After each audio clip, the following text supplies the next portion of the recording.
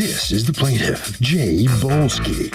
He says he agreed to buy the defendant's house, and a few months later, the man backed out of the deal. He hired and paid for a house inspection. He wants the money he paid for that inspection back, and that cheapskate defendant refuses. He's suing for $425, the amount he paid.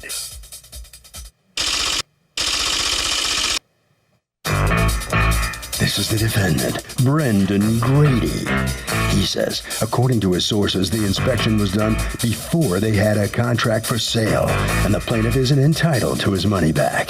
The man was too anxious, had the inspection done on his own 48 hours after they agreed to sell, and it's for this reason the man is owed nothing. He is accused of acting too quickly.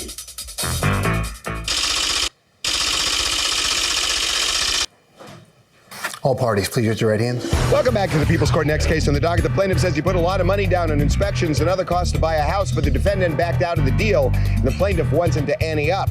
But the defendant says the plaintiff just jumped the gun. It's the case of sail on. Thank you, Douglas. You're welcome, Jay Bolsky? Yes. You are suing Brendan Grady? Yes. For $425, the amount that you spent on a home inspection fee that you think he should reimburse you for. Tell me what happened. Well, basically, my wife and I had found their home on a real estate website. We contacted our real estate agent. He set up a viewing of the home. We went, we saw the home. We negotiated a sale price for the home, executed a binder for sale, and we had a home inspection done. Okay, now the binder for sale, do you have that? Yes. All right, and a binder for sale is basically an agreement by both of you to agree. It's basically an agreement on the major specifics, and then it says that we're going to follow this up with the contract, and we'll do what we have to do to get this to happen. You signed it, and the binder, this particular binder, has a purchase price, talks about that the sale is as is and subject to inspection and attorney review. Okay. So what happens? You're all excited, yay, we bought a house, and then what happens? Or we're going to buy a house, and then what happens? Well, basically, Mr. Grady had told us that they hadn't even begun to look for a home yet. So my wife and I said, well, take what the time you need within reason to find a home to go to. Then after about 4 months. Okay, but no contract was entered into as a result of the binder? No, they didn't want to go into contract until they had a home that they were going to Right, to and purchase. you didn't know how long that would be, so you couldn't go to the bank and obtain the financing because those commitments end after a certain amount of time. They're not indefinite. Exactly. Okay. So, our real estate agent had told us, have the inspection. This way they can get this started on the work to the home. This way when we get around to doing the contract. So you had the inspection, and what did the inspection show? Minor things. Minor issues. Yeah. And then you have the inspection take place when? A couple of days after the binder was executed. Okay. And of course, the inspection's taking place in your house, so you know it's happening. Yes, ma'am. Okay. And then what happens that makes this $425 you spent on the inspection worthless? Well, what ended up happening is after about 4 months of going back and forth with the listing agent, he finally comes back to me and says, look, they've decided not to move. And I said, okay, then how about refunding my home inspection fee? He says, well, I explained that you are entitled to that back. I never heard anything from anyone again about it. So I spoke to my attorney, who spoke to the Grady's attorney, who was a little standoffish at first. But then when my attorney explained, I'm looking at an executed binder, she said, well, I'll ask them. Then after not hearing back, I penned a letter. To them? Yes, sent it certified, and it got returned to me because it was never claimed. Okay. Let me hear from you. What happened there? We couldn't find a house to live, to move to. I wasn't going to settle for something. I have a wife and 3 children. My son has some special needs and whatnot. I also became sick in February. I spent 4 or 5 days in the hospital. and we decided not to move. Okay, I'm sorry for your problems. I'm sorry. I'm, deciding not to move. Obviously, you have to have your family's best interests at heart. Why aren't you paying the man back his $425? That's really, because this isn't about. He's not asking you to get out of your house. He's not. He knows he doesn't have a contract, so he can't enforce specific performance of the sale of this house and attempt to go to court and force you out of the house because he doesn't have the contract. But he does have a binder, and the binder means something. And, all he's saying is just pay me back my $425 because you changed your mind. What do you say to that?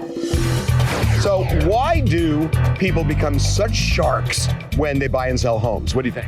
Well, because it's such a major purchase, they've probably saved forever to buy it, and they're probably going to live in it for a while, and they want to be perfect. Okay, fair enough. But then why do they become nasty? Because there's so much nastiness in buying and selling. Well, I think people always want to bargain and they want to spend the least amount of money possible to get what they want. So they'll go back and forth until they get exactly what they want. Fair enough. Going inside the courtroom. I didn't have a contract with the inspector. He entered into the contract. Oh, he paid the inspector. That's the answer fine. to the inspector suing you. There was no contract with me to what? Take in the cost of the inspection. If there was no. So what do you believe is the effect of you signing a binder? Zero? The price of the house. And that's it? Yeah. But you can change your mind about that too. You can just change your mind and there's nothing. What if he backs out? What if he says, I'm not going to sign a contract now. I know I signed a binder. Is there any effect to a binder? To best of my knowledge, I don't do real estate law, but the contract is to agreed upon price. There were no hard contracts exchanged between. Did he change a price on you? No. Right. So then you're the guy who decided not to go by these parameters, right? I never found a house to buy. I don't blame you. See, here's the problem I have with how many times do I have this problem with litigants? All the time. You think I'm saying, why didn't you get out? I'm not saying that. I'm saying there's only one thing the guy asks, and that's the money he's out because you backed out of the deal to enter a contract. See, what this is a promise to do something. And the promise is to go forward in good faith and attempt to sign a contract. The only reason you didn't sign a contract had nothing to do with you trying but not being able to come to terms with unforeseen circumstances. It had to do with you not finding anything you really liked. That's fine. That's the best thing you could have done. But pay the man the $425 because that's not his fault. Why should he be out? I don't want to hear from you. I'm telling you, not asking you. Pay the man the $425. It's ridiculous.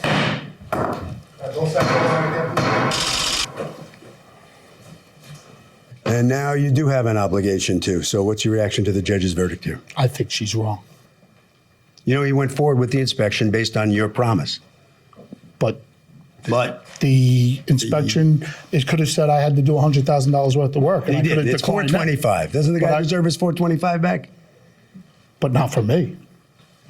Okay, well, you're paying it. All right, head right down this way. All right, sir, so step on in here. You satisfied finally? I am very much so. It's nice to see that when you enter into an agreement, there's a certain amount of accountability that you have to assume, and to have that come to fruition is nice to see. You had to have the courts enforce this for you here. Were you upset, shocked, surprised, or were your plans upset when he changed his mind? It was very difficult for my wife and I. We have a small daughter, and there was a lot of disappointment. That it was a lovely home, and it was really basically the house that all others. You had to go to measured Plan against. B, the other side of the story. Yeah. Harvey? Okay, Kurt. Well, in this case, there is a reasonable basis for the plaintiff to rely on the defendant in terms of hiring the inspector, so that's why the defendant is stuck. And that will do it for this case. Litigants for the next case on the way into the courtroom right now.